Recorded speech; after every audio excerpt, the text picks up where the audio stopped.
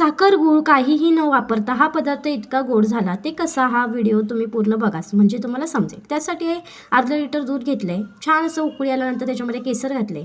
आता ह्या अर्धा लिटर दुधाचं आपल्याला पाव लिटर दूध होत नाही तोपर्यंत आटवून घ्यायचं आहे. त्याच्यामध्ये 2-3 इलायची घातल्या आहेत, केसरचा छान असा दुधाला रंगही आला आहे आणि इलायची घातल्यावर छान सुगंधही सुटू लागला आहे.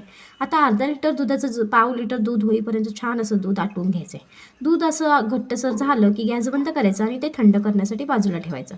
दूध थंड होते तोपर्यंत इथे सीताफळ घ्यायचं. आता सीताफळ जेव्हा आपण ओपन करू ना तेव्हा त्याच्यातलं एक सीताफळ खाऊन बघायचं नक्की गोड आहे का.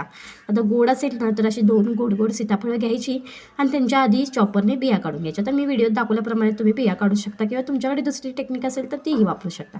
तर इथे सर्व बिया काढून झाल्यावर त्याच्यामध्ये आपण जी बासुंदी तयार केली म्हणजे दूध आटवून घेतलं आहे ते घालून घ्यायचं आणि मस्त मिक्स करायचं. त्याच्यामध्ये ड्रायफ्रूट घालायचे आपल्या आवडीनुसार. इथे मी काजू बदाम घातलेत. मस्त अशी आपली सीताफळ बासुंदी तयार झाली, ते पण बिना साखरेची. कशी वाटली मग रेसिपी?